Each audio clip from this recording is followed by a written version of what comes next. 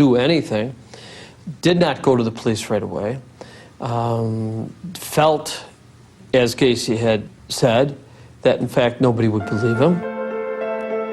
In March 1968, the teenager finally broke down and revealed everything to his family. His parents pressed charges against Gacy, who was arrested and charged with sodomy. Well, Gacy took the charges out there terribly. He was at first very, very vigilant in his protection of himself and his family. He was one of these, it was one-on-one. It wasn't me who did this. I wouldn't have done it. The kid's a liar. Gacy was convinced he could outsmart his accusers and insisted he be given a lie detector test. He failed. Investigators even joked that the only truthful answer came when he was asked his name. He felt that his world had crumbled. People would see him coming and they didn't want to be around him.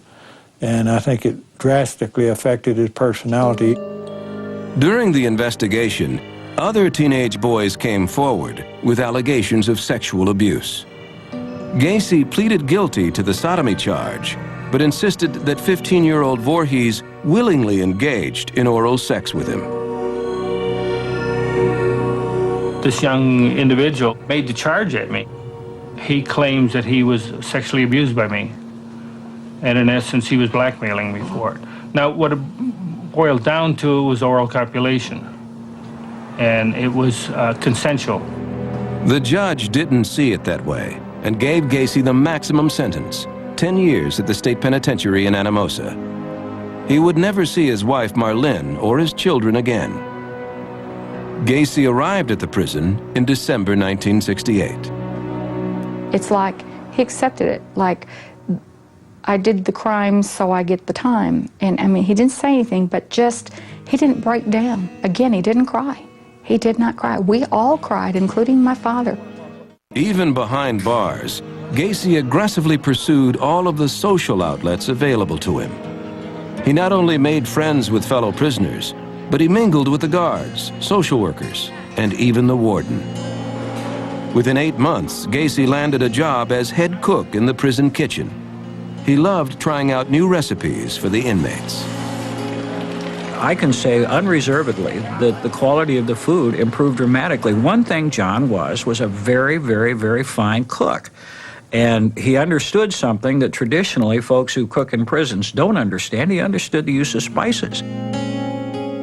In December 1969, a TV film crew visited the prison to shoot a segment called Christmas at Anamosa.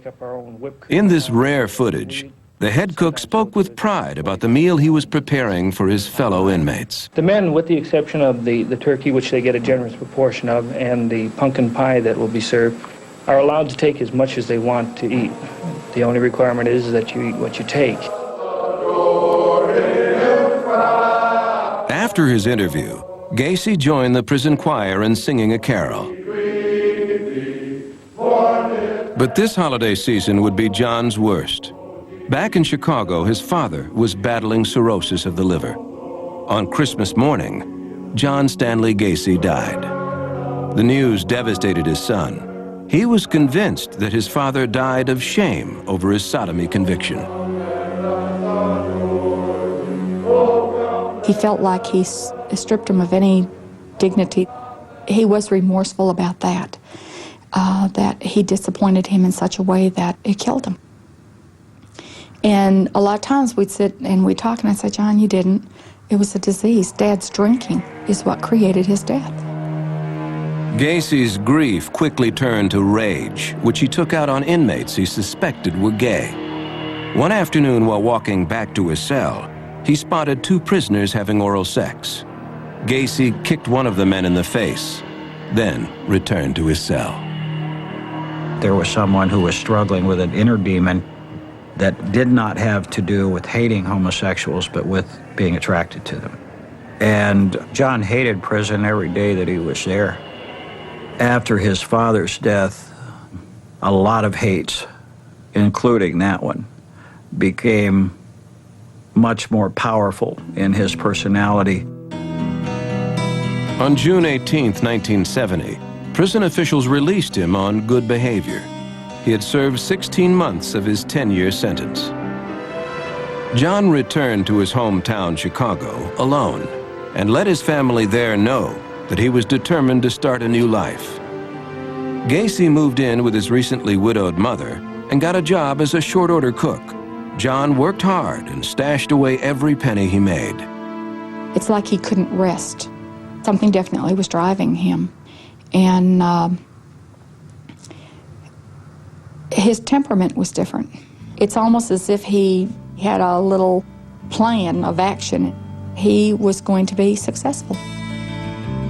By June 1971, Gacy had saved enough money to start his own contracting company.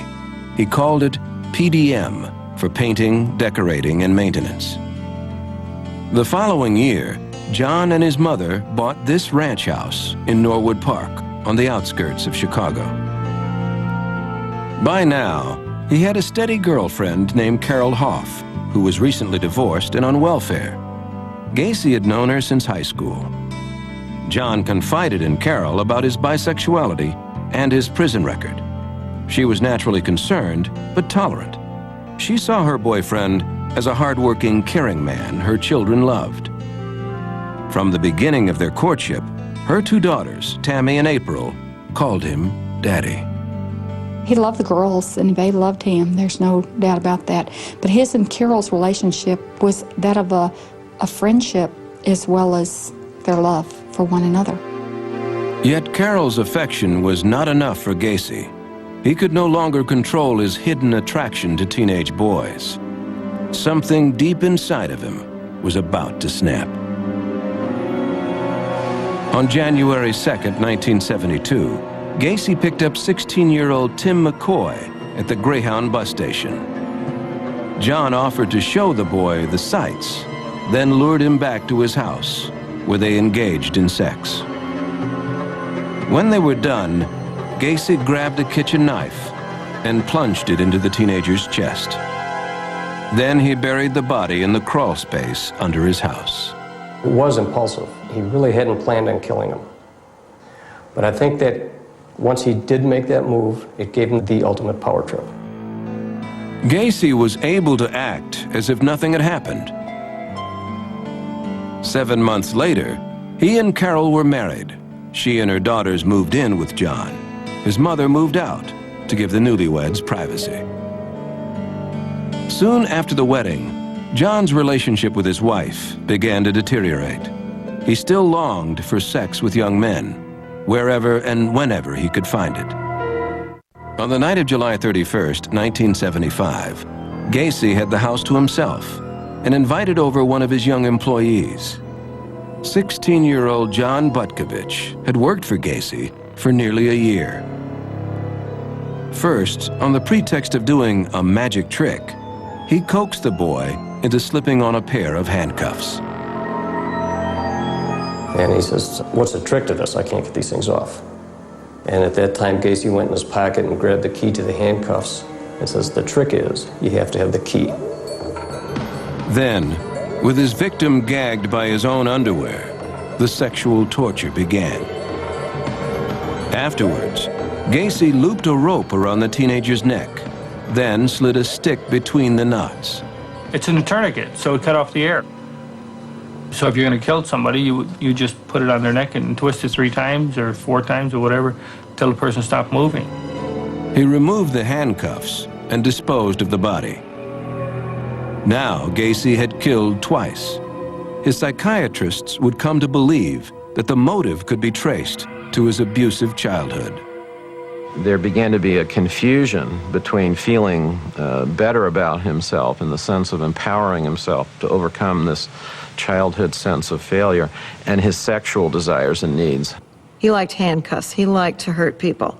But he did it more in the sense of wanting to experiment to see how somebody would react. Gacy's double life had taken shape. Family, friends, and business associates had no idea who the real John Wayne Gacy was. Not only was he a prosperous entrepreneur by day, but even entertained children in hospitals. He would dress up as a clown he called Pogo. When I got into clown makeup, I regressed into childhood. It was fun being a clown because you could be yourself or just let yourself go and act a fool.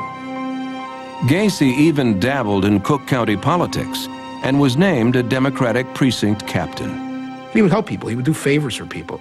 The old-fashioned precinct captain, if they needed something, a garbage can or something, he'd get it, a Christmas tree, he'd get it for them. If they needed construction work, he would do it and have somebody do it for them. Everybody knew John Gacy, and he knew everybody in his precinct.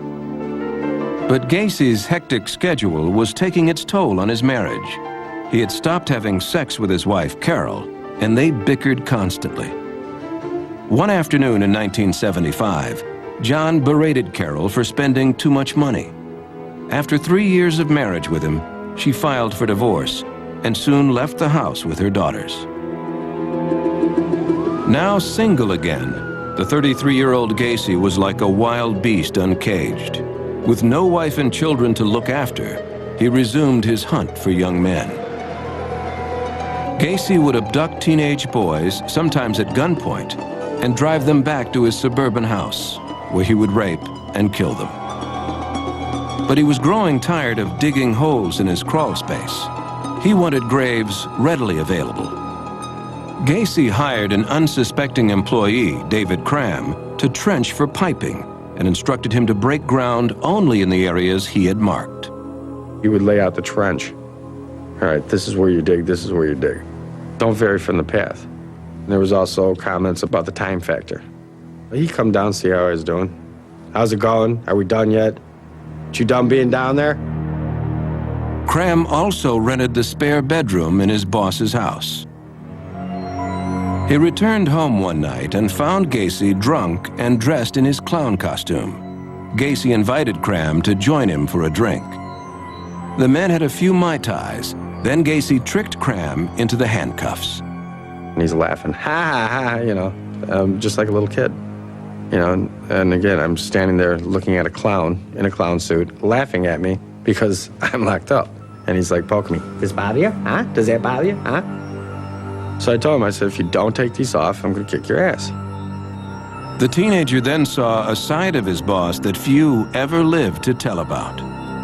It was just like a light switch went off in the middle of a conversation, in the middle of a sentence, in the middle of a thought. He just starts growling like a mad dog.